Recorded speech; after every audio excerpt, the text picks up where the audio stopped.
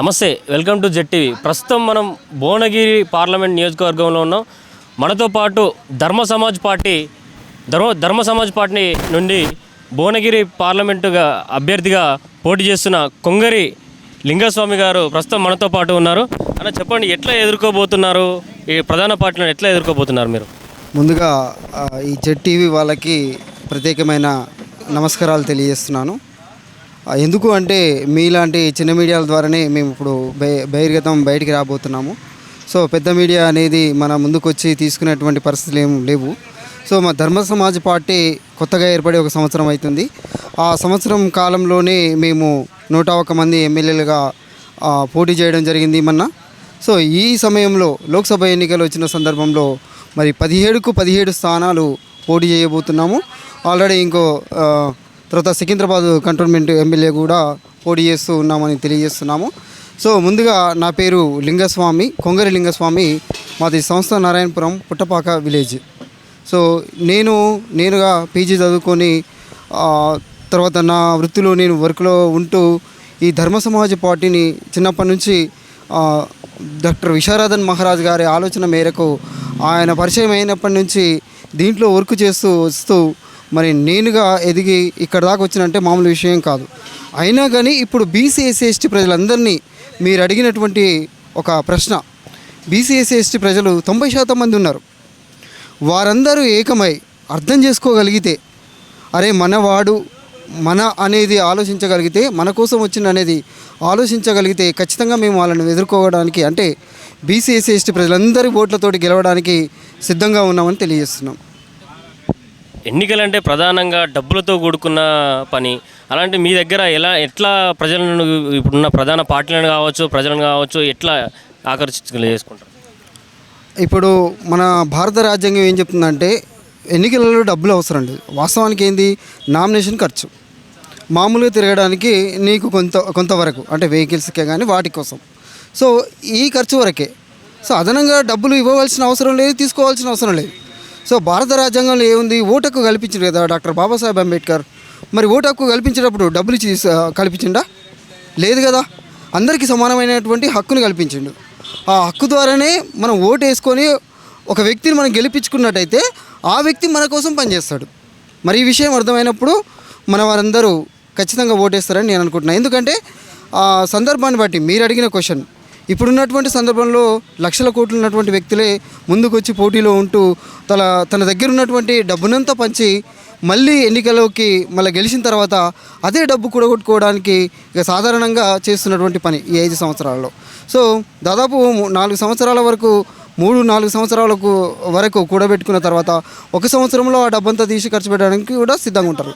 కానీ మనం ఏమంటున్నామంటే ఈ మామూలు జనాలైనటువంటి బీసీ ఎస్సీ ఎస్టీ ప్రజలందరి కోసం కొట్లాడడానికి, అంటే వాళ్ళకి కావాల్సిన నీడు, అత్యవసరమైనటువంటి ఏంటి, విద్య, వైద్యం, ఉపాధి.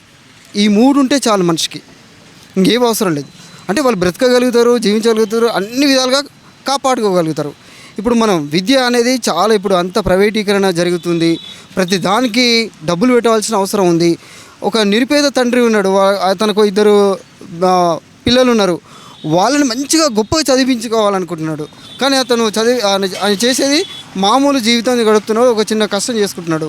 మరి ఆ ఇద్దరిని బ్రతికించుకోవాలంటే ఆయన చేసిన కష్టం అంతా ఇగో ఆ స్కూళ్ళకి, కాలేజీలకి ఆ ఫీజు కొట్టడానికి సరిపోతుంది. మరి తను ఎప్పుడు ఎదిగి మరి అందరితో పాటు ఉండగలుగుతాడు?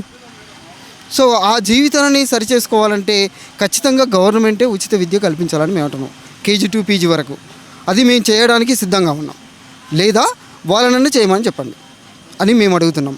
తర్వాత వైద్యం, ప్రతి ఒక్కరికి పుట్టినప్పటి నుంచి, అంటే గర్భంలో పడినప్పటి నుంచి చనిపోయేంత వరకు ప్రతి ఒక్కరికి వైద్యం అనేది చాలా అవసరం. అంటే ఏ చిన్న సమస్య వచ్చినా కానీ, ఏ చిన్న ఇబ్బంది జరిగినా కానీ మనం ప్రత్యేకంగా డాక్టర్ దగ్గరికి వెళ్ళి కలిసి మరి ఆ ట్రీట్మెంట్ తీసుకుంటాం. మరి ఉన్నటువంటి పరిస్థితులలో ఈ చిన్నపిల్లలకే కానీ పెద్దవాళ్ళకే కానీ ఒక మామూలుగా మనం హాస్పిటల్కి జ్వరం వచ్చి ఏదన్నా పోతేనే టెస్టులకే అయిపోతున్నాయి 10,000 దాకా. మరి వాళ్ళు జీవితం అంతా కష్టపడితే, ఒక నెల కష్టపడితే ఒక 15,000-20,000 సంపాదించుకున్న దాంట్లో ఏదైనా హెల్త్ బాగాలేకుంటే ఒక 10,000 ఒక రోజే పోతే వాళ్ళ పరిస్థితి ఏంటి? కాబట్టి ఇంకా పెద్ద వస్తే ఒక గుండె ఆపరేషన్, లేకపోతే కిడ్నీలు ఖరాబ్ అయ్యో, లేకపోతే ఏదో ఒకటి జరిగిందనుకో, అసలు డబ్బులు పెట్టలేని పరిస్థితి, అంటే తను జీవితం కోల్పోవాల్సిందే. సో అలాంటివి జరుగుతున్నాయి కాబట్టి నేనేమంటానంటే గవర్నమెంట్ ఖచ్చితంగా ఉచిత వైద్యం కల్పించాలి. అది చేయాల్సినటువంటి పని. అంటే గవర్నమెంట్ ఎందుకు కల్పించాలి? భారత రాజ్యాంగం ద్వారా నువ్వే కదా ఎన్నిక కాబడ్డావు కదా. ఎవరి కోసం ఎన్నిక కాబడ్డావు? ప్రజల కోసం. నువ్వు చేయాల్సింది ఎవరికి? ప్రజల కోసం. కాబట్టి ఖచ్చితంగా ప్రజల కోసము నువ్వు ఈ ఉచిత వైద్యం చేయాల్సిన అవసరం ఉంది. మరి ఈ రెండింటితోటి మరి ఉపాధి, అంటే నాలాగా చదువుకున్నటువంటి విద్యావంతులు ఇంకా మామూలు వ్యక్తులు కూడా చాలామంది ఉన్నారు. ఉపాధి లేక ఎంతోమంది ఇబ్బందుల పాలవుతూ చిన్న చిన్న దాంట్లలో స్థిరపడి వాళ్ళ జీవితాన్ని సరిగా పైకి ఎదగలేక అక్కడే కుమిలిపోతున్నటువంటి వ్యక్తులు ఎంతోమంది ఉన్నారు. మరి వాళ్ళకు కూడా ఉపాధి కల్పించాల్సిన అవసరం ఉంది. ఈ ఉపాధి ద్వారా వాళ్ళ జీవితాన్ని వాళ్ళు కాపాడుకోగలుగుతారు. ఉదాహరణకి ఇప్పుడు మనకు గవర్నమెంట్ జాబ్స్, ఇప్పుడు కేసీఆర్ గారు 10 సంవత్సరాలు పరిపాలించినటువంటి సందర్భంలో ఎన్ని జాబ్లు వేసిండు, ఎంత వేస్తున్నాడు. సో దాంట్లో ఎంతవరకు మనం ముందుకెళ్ళగలిగినాం.